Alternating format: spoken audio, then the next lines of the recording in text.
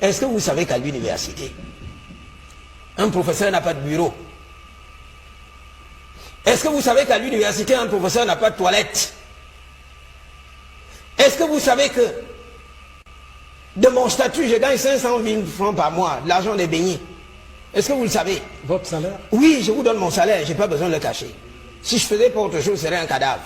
Moi, c'est 136 000. Est-ce que vous savez? Moi, c'est 136 000. Est-ce que vous savez? Est-ce que vous savez, cher petit frère, j'ai parlé de mes enfants que j'ai eus en première année. Jusqu'en... Ils sont allés en licence, en master et en doctorat, et que j'ai fait recruter. Pendant que les miens de soi ne sont pas payés. Et encore que, lorsque vous allez sur le site du Minfopra, c'est hier à 14h37 qu'on attribue encore 24 matricules soldes. 24 matricules. Est-ce que vous savez que pendant que mes enfants de l'université de Yaoundé 2 ne sont pas payés, et probablement des autres, ceux de Maroua et de Boya ont déjà non seulement eu leur salaire, qui plus est, bénéficient déjà du rappel. Mais pourquoi Qu'est-ce qui justifie cette... Alors, je vous dis que c'est autant de choses qui gênent. Je continue. Il y a une extrême bureaucratisation de l'université, où l'on cantonne les enseignants dans des postes bidons qui ne servent même à rien. Vous m'appelez dans leur poste, je ne prends pas, je suis passé à autre chose. À l'âge de 30 ans, j'étais déjà directeur d'administration centrale. Ça, je vous assure. Le problème des enseignants, c'est lequel? Régler les problèmes de salaire, et pour ce qui concerne la spécificité à l'université, mais financer l'activité de recherche dans les laboratoires. Financer l'activité de recherche. Je vais aller aux solutions, j'égrène. Hein? Vous avez chaque fois, tel eu l'ancienne, le ministre de l'enseignement supérieur. Bon, je n'ai rien contre lui. Hein. Je n'ai rien contre lui, je ne suis pas partie de ses courtisans. Non, et je n'en ferai jamais. On ne dirait pas. Oui, et je dis donc, et je dis, non, s'il vous plaît, je parle des faits que j'adosse au texte pour montrer que il a failli à son obligation. Alors, tout le temps en train de rabâcher cette histoire de primes de ceci, mais quand on paye les primes aux militaires, on ne voit pas ça sur les réseaux sociaux. Quand on paye les primes à tel quoi, on ne voit pas ça sur les réseaux sociaux. Et s'il vous plaît, vous donnez à un professeur une prime d'1 million au trimestriel. On fait de la recherche avec des outils, mais c'est des sous alimentaires. Ça ne finance pas de la recherche. Je continue. Pour régler les problèmes, il faut être sérieux. Hein? Même avec, dans le cadre de la gouvernance locale, oui, le mal est extra.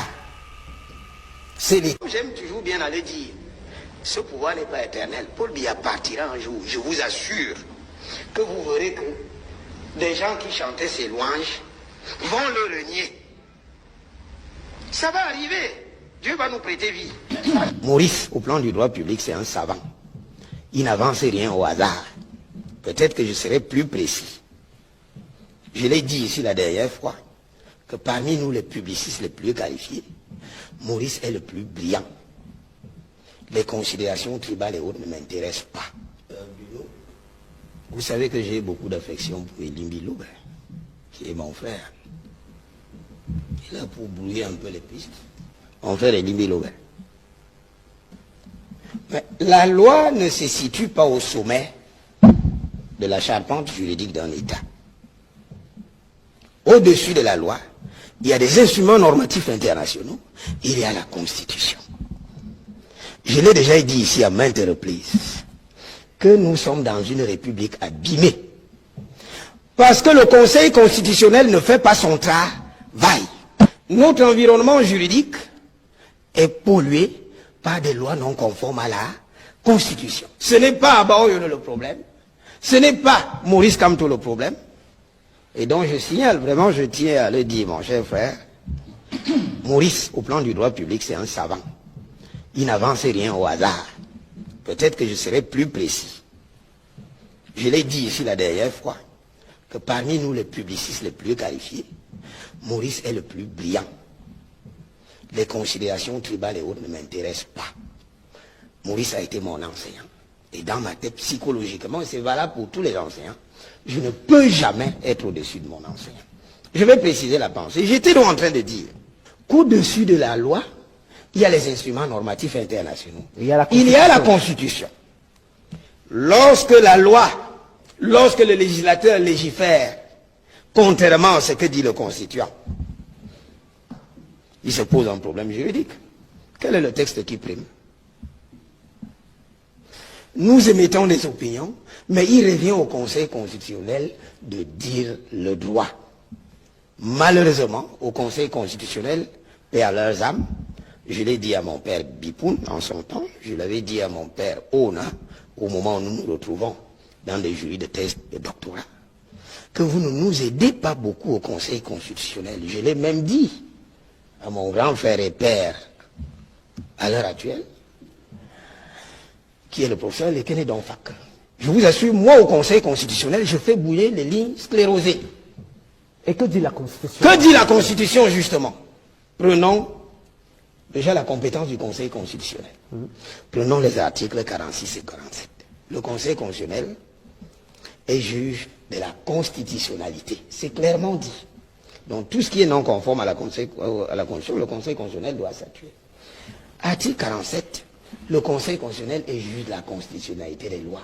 Le problème qui se pose, est-ce que cette loi électorale, pour régler ce cas, est-ce que cette loi électorale est conforme à la Constitution? Je dis non, c'est mon opinion, mais que le Conseil constitutionnel n'arrive pas à trancher. Parce que cette institution, à mon sens, s'est mue en collaboratrice électorale du pouvoir. Et c'est très dangereux pour l'avancée de l'état de droit. En la matière, mon frère Elimbi Loubet, allons à l'article 15 de la Constitution, alinéa 2. Lorsqu'on est élu député... Oui, je vais en venir, je sais. Non, je l'ai en tête. Parce que nous avons l'obligation de dire la vérité aux Camerounais. Moi, j'ai tiré à boulet rouge sur le Conseil constitutionnel, qui ne statue pas de manière optimale, alors que le Constituant lui a donné toutes les armes. Mais, je ne comprends pas. Article 15, alinéa 2. Lorsqu'on est... Je vais en venir, et je vais lire. Très bien, chaque député représente l'ensemble de la nation. Vous voulez parler du... Vous êtes, je vais en venir, non, je vais en venir, c'est la conséquence. L'alinéa 3 que je vais évoquer est la conséquence de l'alinéa 2. Je vais en venir. Je vais en venir, et Limbi. Vous appartenez à un parti politique lorsque vous êtes candidat. Mais une fois député, vous appartenez à l'ensemble de la nation. Vous représentez l'ensemble de la nation. Et à l'alinéa 3, on dispose clairement, le Constitution dit, tout mandat impératif est nul. Ça veut dire que vous n'êtes plus embrigadé par une formation politique. Et c'est pour ça que je dis que Maurice Kamto a élevé le débat à l'échelle constitutionnelle pour se protéger. Parce que vous voyez, vous, en matière de contentieux, la lutte juridictionnelle, c'est un problème de combinaison des normes. Chacun veut tirer la couverture de son côté. C'est normal que les uns et les autres ne voient que la loi. Mais nous, les publicistes les plus qualifiés, nous voyons la Constitution. Que vaut le Kitoko par rapport au Chivas? Soyons sérieux. Que vaut la loi? Que vaut la loi par rapport à la Constitution? Mais ce n'est pas la loi seule qui régule l'activité politique dans ce pays. Questionnons la Constitution. En se référant à la Constitution, aux dispositions de l'article 15, dans ses alinéas 2 et 3, Maurice Kamto est bel et bien qualifié. Tout comme l'alinéa 122.2, 121.2, lui donne la possibilité d'aller aux élections, mais alors à condition de réunir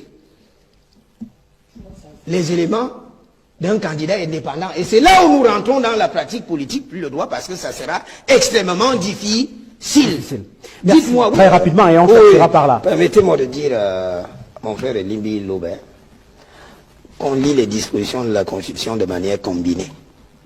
N'allez pas simplement prendre un morceau choisi et vous oubliez ce qui a été dit précédemment.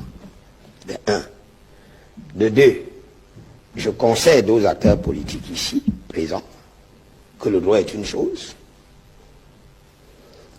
et la pratique politique, une autre. C'est surtout ça. Très bien. J'en viens, Elimbi. C'est pour ça que je dis, Elimbi, nous ne sommes pas dans le débat du droit. Elimbi, c'est la primauté du droit qui devrait être mise en avant. Mais qu'est-ce que l'on constate?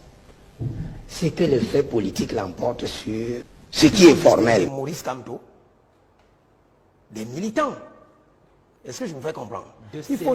Il faut distinguer Maurice Kamto de certains militants, pas l'essentiel, pas tous les militants, hein, qui font dans le dérapage ethnique.